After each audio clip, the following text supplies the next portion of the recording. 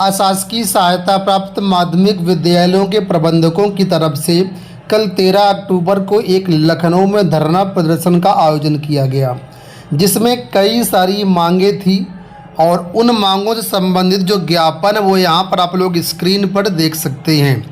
इसमें लिखा हुआ है कि उत्तर प्रदेश में अशासकीय सहायता प्राप्त माध्यमिक विद्यालयों में व्याप्त समस्याओं के निराकरण के संबंध में, और ये लेटर है अपर मुख्य सचिव माध्यमिक शिक्षा उत्तर प्रदेश शासन लखनऊ के नाम से, सदस्य शिक्षा निदेशक उत्तर प्रदेश 18 पार्क रोड लखनऊ के नाम से। तो कई सारी महत्वपूर्ण अपडेट्स हैं जो कि इस वीडियो में मैं आपको देने वाला हूं। प्रबंधकों की आखिर मांगें क्या हैं, किन किन मुद्दों पर ये आंदोलन कर रहे हैं और इस पर क्या अपडेट है। उत्तर प्रदेश के कोने कोने से अशासकीय सहायता प्राप्त विद्यालयों के प्रबंधकों का भारी जमावड़ा महाराजा अग्रसेन इंटर कॉलेज मोतीनगर लखनऊ में लगभग 2000 प्रबंधक उपस्थित रहे। माध्यमिक शिक्षा विभाग की ओर से सुरेंद्र तिवारी अपर निदेशक माध्यमिक शिक्षा उत्तर प्रदेश प्रबंधकों के मध्य शासन एवं निदेशालय के प्रतिनिधि के रूप में उपस्थित हुए। संगठन के 20 सूत्री मांग पत्र में से निदेशालय द्वारा 10 मांगों को मान लिया गया। संगठन के अध्यक्ष डॉक्टर अशोक वाजपेयी राज्यसभा सदस्य ने प्रबंधकों को अवगत कराया कि जल्द ही मुख्यमंत्री जी से भेंट वार्ता का समय लेकर प्रतिनिधिमंडल उनसे वार्ता करने जाएगा। इस अवसर पर ब्रजेश चौधरी अमेठी, नीरज सिंह मऊ, विनय कुमार सिंह रामपुर, अनिल सिंह राजमगढ़, विनोद कुमार सिंह बलिया, आशीष जायसवाल महाराजगंज आदि हजारों की संख्या में प्रबंधकगण शामिल रहे। लखनऊ से अशोक कुमार, एस न्यूज़ 24 की खबर। हमारी जो सभा की मांग है कि जो भी विद्यालय अशासकीय है पूरे उत्तर प्रदेश में, उसमें बिल्डिंग हमारी, ज़मीन हमारी और सारा रूल रेगुलेशन गवर्नमेंट। फिर हमारी मांगे यही है कि या तो 1971 के पहले की स्थिति बहाल कर दी जाए या गवर्नमेंट अपनी मान्यता ले ले और हमको फ्री, हम अनएडेड विहीन अपना स्कूल सर्वाइव कर। तो यहाँ पर एस न्यूज़ 24 की रिपोर्ट आपने देखी, जहाँ पर ये बातें बताई गई कि यहाँ पर जो है अशासकीय माध्यमिक विद्यालयों में जो सरकार सहायता दे रही है, मतलब वित्तीय सहायता उपलब्ध करवा रही है, प्रबंधक चाहते हैं कि जो 1971 के पहले व्यवस्था थी, यानी जिस प्रकार वो प्राइवेट विद्यालय थे उसी प्रकार उनको दे दिया जाए, सरकार अपना अनुदान वापस ले ले और प्रबंधकों को उनके अपने अनुसार विद्यालय चलाने की छूट दे। ठीक है, तो ये मांगे थी। इसके अलावा यहाँ पर कई सारी और भी मांगे हैं जो कि यहाँ पर आप लोग दे सकते हैं। ज्ञापन में जो प्रमुख मांगे हैं उन पर हम नज़र डाल लेते हैं। तो इसमें कई सारी मांगे ऐसी हैं जो कि वास्तव में अच्छी हैं और उनकी सराहना करनी चाहिए, लेकिन कई सारी ऐसी मांगे हैं जो शिक्षकों के हित में नहीं हैं और यहाँ पर जो भ्रष्टाचार को बढ़ावा मिलेगा अगर ये चीज़ें लागू होती हैं। जानकारी ये मिली है, जैसा कि आपने वीडियो में भी देखा होगा, कि इन 20 मांगों में से 10 मांगे मान ली गई हैं। तो ये 20 मांगे कौन कौन सी, ज्ञापन में सारा कुछ यहाँ पर लिखा हुआ है। तो मैं ज़्यादा डिटेल से वीडियो ना बना करके इसमें जो शिक्षकों से संबंधित चीज़ें हैं उनके बारे में आपको बताना चाहूँगा। बाकी यहाँ पर फीस वृद्धि का भी मामला कि फ़ीस 12 साल से नहीं बढ़ाई गई है, जबकि सरकार अपनी फ़ीस 100 रुपये से बढ़ा करके 600 रुपये कर दी गई है। यानी जो बोर्ड फीस है ये 100 से बढ़ा करके 600 कर दिया गया है, लेकिन 12 सालों से विद्यालयों में जो फीस लगती वो नहीं बढ़ाई गई है, जिससे विद्यालयों का विकास कार्य रुका हुआ है। ये मांग है। इसके अलावा और भी कई सारी मांगे हैं। ठीक है, अब तीसरे पॉइंट पर यहाँ पर एक ऐसा मुद्दा है जो कि आप लोगों को जानना चाहिए। तो यहाँ पर देखिए बताया गया है कि उत्तर प्रदेश माध्यमिक शिक्षा सेवा चयन बोर्ड से जब किसी शिक्षक की नियुक्ति होती है तो पद खाली होने से लेकर के नियुक्ति होने तक 2 से 3 साल, 4 साल, 5 साल तक का समय लग जाता है। ऐसे में विद्यालयों में पठन कार्य प्रभावित होता है।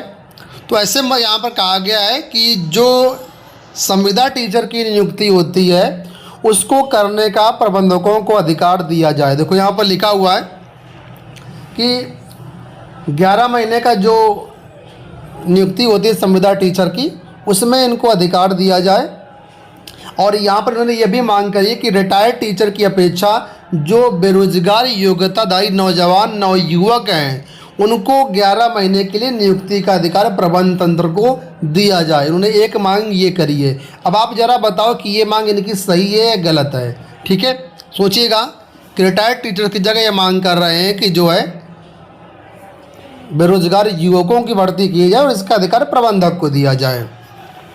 इसके अलावा लिपिक की भर्ती की बात यहाँ पर की गई चौथे नंबर पर, कि आप लोग जानते हैं कि जो क्लर्क की भर्ती होती है काफ़ी समय से इस पर रोक लगी थी और अब वर्तमान में लिपिक भर्ती को पेट से कर दिया गया, यानी जो अभ्यर्थी पेट परीक्षा पास होगा वही लिपिक बन सकता है।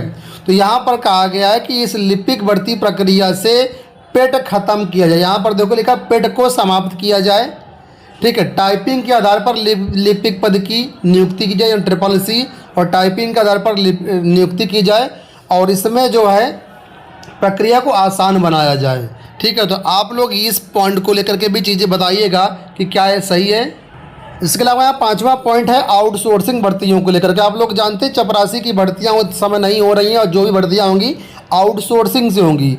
तो यहाँ पर यह कहा गया है कि आउटसोर्सिंग की जो भर्ती प्रक्रिया है ये सही नहीं है और ऐसे में जो परिचारक होते हैं, चपरासी होती हैं, ठीक है, वो कंपनियां जो है नियुक्त करती है, उनको पेमेंट भी कंपनी देती है।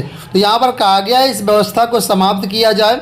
ये विद्यालयों के लिए अहितकर प्रक्रिया है। आउटसोर्सिंग कंपनियों के द्वारा परिचारकों की जो नियुक्ति होती है, चपरासी की जो नियुक्ति होती है, उसका अधिकार प्रबंध तंत्र को दिया जाए। प्रबंध तंत्र अपने हिसाब से चपरासी की नियुक्तियाँ करे।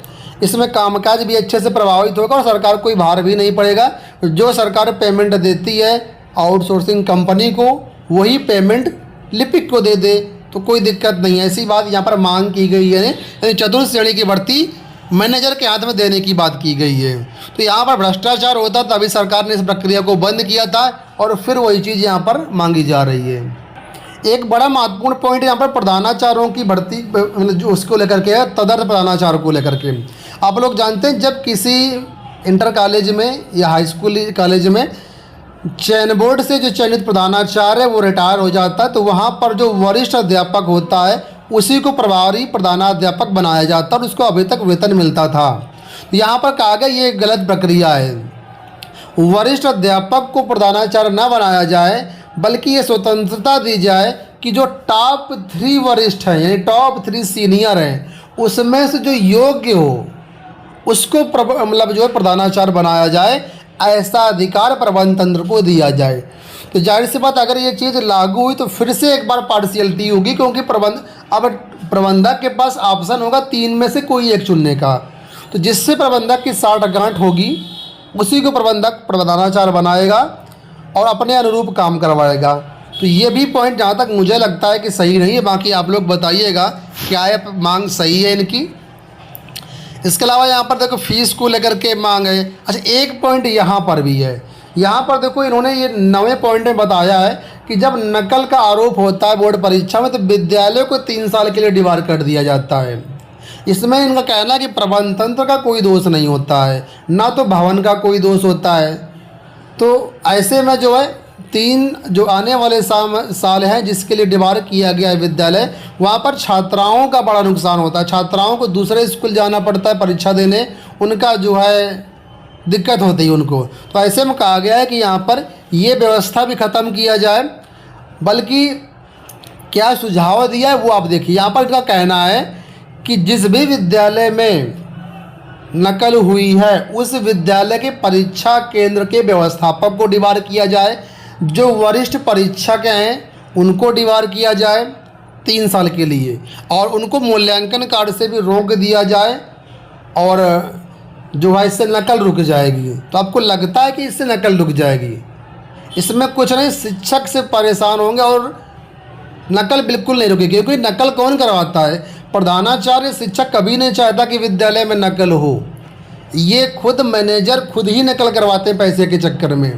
और यहाँ पर अगर शिक्षकों के ऊपर कार्रवाई होगी, नकल करवाएंगे ये लोग और कार्रवाई होगी शिक्षकों के ऊपर, तो यहाँ आपको लगता है नकल रुक जाएगी? बाकी आप लोग बताइएगा, आप लोग ज़्यादा समझदार हैं, ठीक है। इसके अलावा और भी कई सारी मांगे। कैमरे CCTV के लिए इनका कहना है कि हर साल 50,000 से 1 लाख तक खर्च आता है।